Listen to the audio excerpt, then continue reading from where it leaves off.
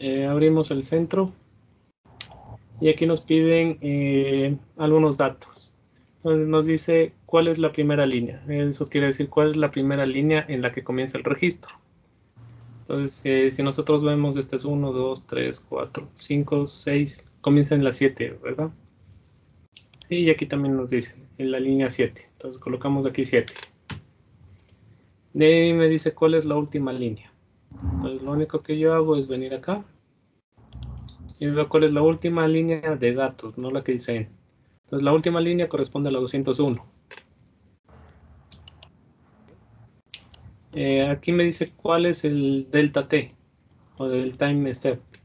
Entonces aquí me está diciendo que se utilizó 0.02 segundos. Entonces yo voy 0.02 segundos. Sí, esto, el scaling factor es que si yo quiero multiplicar o dividir para algo. Digamos que en lugar de que yo quiero tener en G, quiero tener en metros por segundo, entonces multiplico por 981. O si yo quiero que el registro sea más grande, puedo multiplicar por este factor de escalamiento. ¿Ya? Aquí en Change Units me va a dar cómo son las unidades de las que yo estoy ingresando. Ingreso la aceleración en Gs, que me lo dice el mismo programa, ¿verdad? Me está diciendo que las unidades de la aceleración están en G. G es como el porcentaje de la aceleración de gravedad. Digamos que el acelerómetro marca 2.5 metros por segundo cuadrado.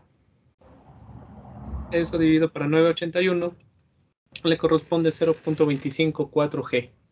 ¿Sí? No es nada más que a la aceleración que está en metros o en centímetros o metros segundo cuadrado o centímetros segundo cuadrado, dividirla para el correspondiente valor de la aceleración de la gravedad de la misma unidad. ¿Ya? Aquí en cambio me va a dar los resultados, me dice en qué quiere los resultados, la velocidad en segundo, en metro segundo, o en pulgadas o en pies. Vamos a dejarle aquí en este. Y el desplazamiento, que también queremos en centímetros. Sí, aquí me dice cuántas aceleraciones hay en una línea. Entonces yo veo cuántas aceleraciones tengo.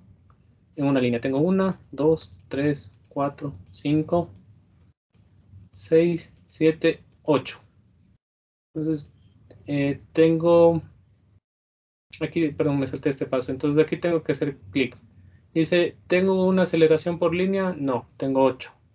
¿Tengo tiempo y aceleraciones por línea? No, porque solo me da el delta T. Si aquí tuviera en cambio que va de 0,1, 0,2, 0,3, tendría tiempo y aceleraciones en una línea. Pero aquí yo solo tengo aceleraciones. Entonces marco la tercera opción. Sí, entonces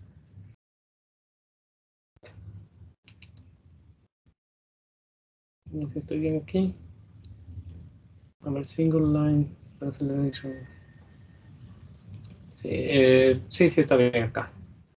Entonces aquí le coloco la frecuencia. A ver, aquí se me fue mal, creo. Ah, se me cambió. 4 aquí era. ¿Qué valor era aquí? Perdón. No pueden dictar. 201. 201. Gracias. Aquí era 0,2. Esto no le cambiamos. Aquí son múltiples aceleraciones por línea y viene hasta la 8. ¿Sí? En la Viene de primera la 1 a la 8. TNG. Aquí era 7, ¿verdad? Gracias. Entonces ponemos OK y nos grafica nos grafica el acelerograma. Este se llama velocigrama y este se llama desplazograma. ¿De acuerdo?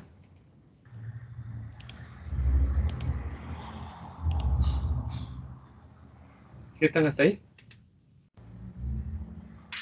Sí. Sí. Ya. Entonces aquí en el programa lo que podemos hacer es... Esto vamos a ver la próxima clase, o vamos explicando y vamos haciendo. Entonces ya hemos hablado un poquito de las correcciones de la señal, ¿verdad? Del acelerograma. Vimos que podemos eliminar frecuencias. ¿Cuáles son otras correcciones que hacemos? Es de línea base. ¿Qué es esto de línea base? Esto ya no es tan común, pero ahora, porque son digitales los acelerómetros y los sismógrafos, esto era más común cuando había papel, ¿verdad? ¿Qué pasaba? Hay dos cosas. Uno, antes venía el rollito de papel como habíamos visto, y aquí venía el péndulo con aquí con esta agujita, y así para el vertical, ¿verdad? Para el horizontal, en cambio, venía el papel así, el rollo, venía aquí la aguja, venía aquí la masa, venía aquí el resorte, algo así, ¿ya? ¿Qué pasaba aquí cuando uno comenzaba? El papel no estaba siempre en el centro, entonces al momento de colocar se movía. Entonces la aguja puede ser que registre esto aquí, ¿sí? ¿Cuál es la otra falla que puede haber? Que cuando comenzó a hacer la medición, había mucha fricción aquí. Entonces la aguja no se pudo mover bien en los primeros datos, o había demasiada fricción. Entonces ahí lo que se hace es una corrección por línea base, que está aquí. Eh, Vamos a explicar cómo se hace la corrección por línea base. Entonces la corrección por línea base, lo que se hace es sacar la aceleración media de todos los datos y se resta a todos los datos, y así se elimina parte de la corrección de línea base. Sí, eso veamos la próxima clase, y hoy día vamos a hacer con el programa. Entonces aquí el programa me hace lo mismo, puedo hacer la corrección por línea base. Para ver cómo se está variando los resultados con respecto al original, puedo poner el tercer paréntesis y colocar refresh, que sería para ver cómo le corrige. Entonces, como este es digital, no tiene casi de línea base nada de corrección. Y ya vamos a ver en otros que sí, pero sí existe alguna corrección. Si ven que ¿por qué no se ve bien esto? Vamos a hablar esto. ¿Por qué se ve más en el desplazamiento y menos en la aceleración? Es fácil. Porque vamos a ir a nuestra hojita de aquí y vamos a poner una nueva. No, me toca salir siempre y poner algo nuevo. Ya. Entonces, vamos a hablar del error. El error en la aceleración es solo un valor, ¿verdad? Sí. Entonces, nuestro error en aceleración es un valor. Sí, pongámosle una constante, ¿verdad? Es una constante que se está sumando a todos, que en este caso es la aceleración media. Sí, eso sería el error. ¿Qué es la velocidad con respecto a la aceleración?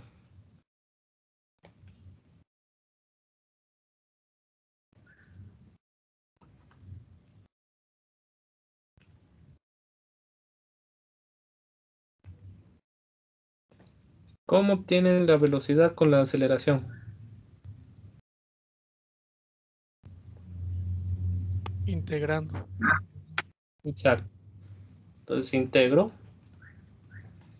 Este error va a ser Cx, ya se vuelve lineal. Antes era constante, ahora es lineal. Y más otra constante, ¿verdad? De integración. Pónganme una D. Uf, y ya. Entonces el error ya se vuelve lineal. ¿Cómo saco el desplazamiento?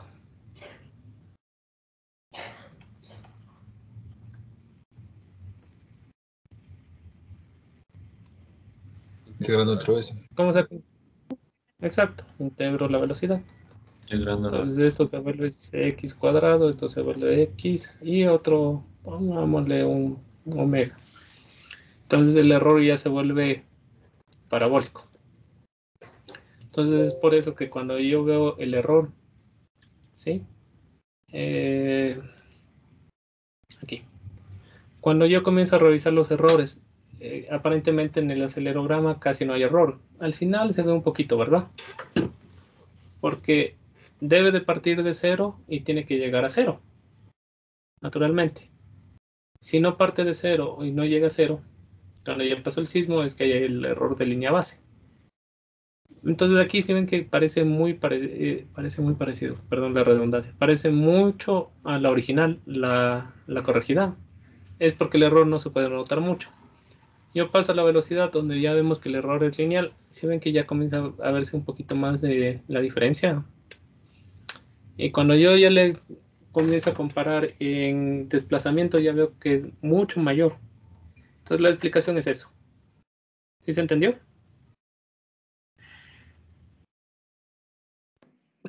Sí.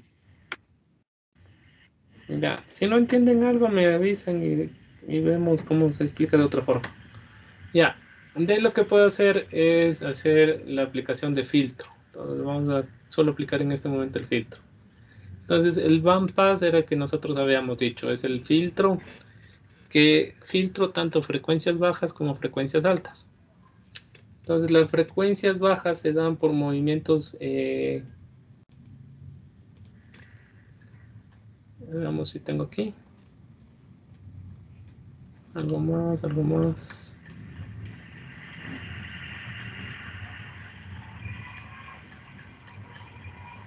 No, esto ya después ya pasamos a dinámica. Sí, entonces en esta parte me toca darles esto. Ya, entonces tengo que filtrar tanto frecuencias bajas como frecuencias altas. Sí, entonces frecuencias bajas son producto de movimientos de periodos largos, ¿verdad? Porque si ustedes se acuerdan, la frecuencia es el inverso al periodo. El periodo es de algo, una frecuencia, un periodo alto puede ser algún fenómeno muy lejano, es decir, una tormenta eléctrica donde... ¿Sí me escuchan? Sí, sí, ingeniero. Ya, una tormenta eléctrica que estuvo muy lejana. Ya, una tormenta eléctrica que estuvo muy lejana, entonces menores a 0,1 es eso. Y en cambio, perdón, mayores a 25 es eso, porque el periodo es alto. En cambio, una frecuencia baja puede ser producto de un movimiento de un periodo corto, que puede ser que al lado de nuestro equipo pasó algún carro, ¿verdad? El carro hizo el movimiento rápido, el periodo es alto y la frecuencia es baja. Entonces yo voy a corregir para eliminar eso. Entonces yo voy a eliminar de punto 1 que ya está aquí puesto a punto 25. ¿Con qué tipo de...? Esto vamos a explicar mejor en la próxima clase, pero vamos a eliminar con un...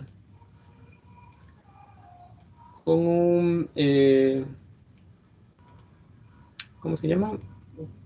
Con un filtro de banda. ¿Sí? Es decir, voy a reducir tanto lo menor a 0,1 y lo mayor a 25.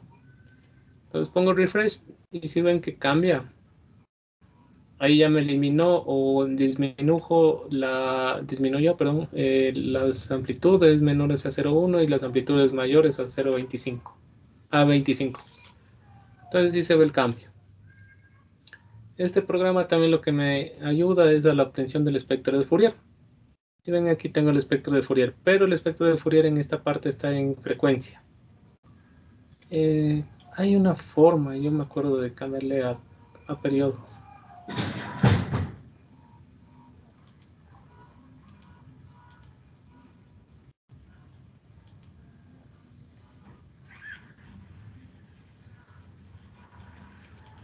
Me acuerdo que le podemos ver al periodo, no me acuerdo de dónde se le cambiaba.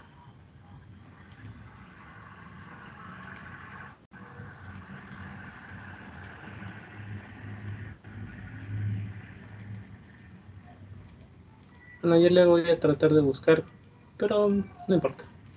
Entonces aquí veo cómo es el espectro de Fourier, ya corregido, pero en este caso en periodo, en frecuencia. Lo que nosotros habíamos sacado en el Excel era con periodo, solo tengo que poner 1 sobre periodo y ya tengo en frecuencia en Hertz. Y acá creo que coloqué mal ya le voy a cambiar. Sí, aquí radianes. Perdón, aquí radianes. Ya. Entonces también me dibuja aquí el espectro de Fourier.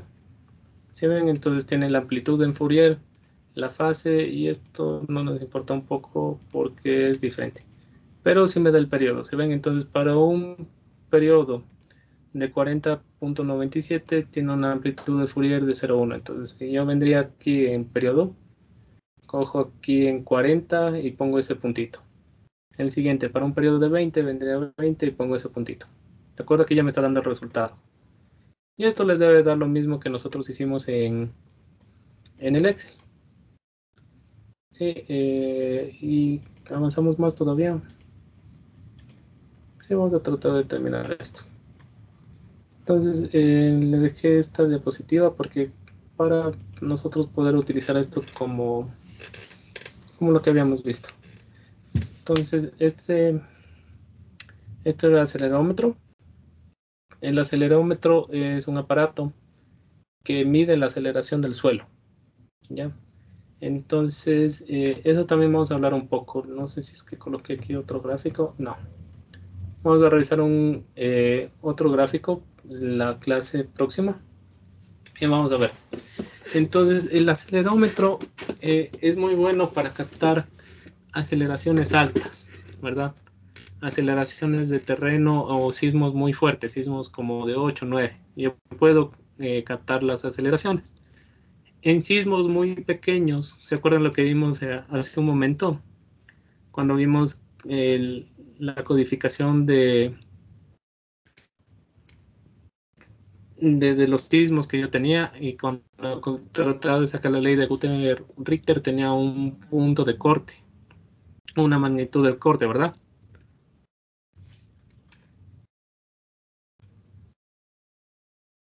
Sí. No, ya le cerré. Sí, es porque el acelerómetro no puede captar esas aceleraciones tan pequeñas o magnitudes tan pequeñas.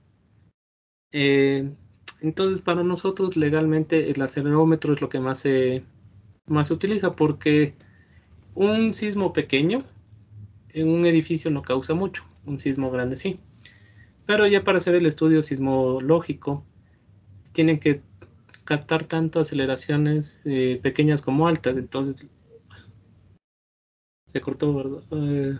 ¿Sí se me escuchan? Sí, se lo escuché. Ya. Entonces, ¿cómo puedo captar estas aceleraciones pequeñas? Utilizo un sismógrafo. Entonces, el sismógrafo, en cambio, capta la velocidad del suelo. Entonces, cuando ustedes escuchan acelerómetro, es un aparato que capta la aceleración. Sismógrafo es un aparato que capta la velocidad del suelo. Entonces, el sismógrafo, en cambio, tiene este problema. Entonces, esto era lo que habíamos dicho. Para aceleraciones grandes, el acelerómetro puede captar todo, pero para aceleraciones pequeñas está fuera de su rango de captación.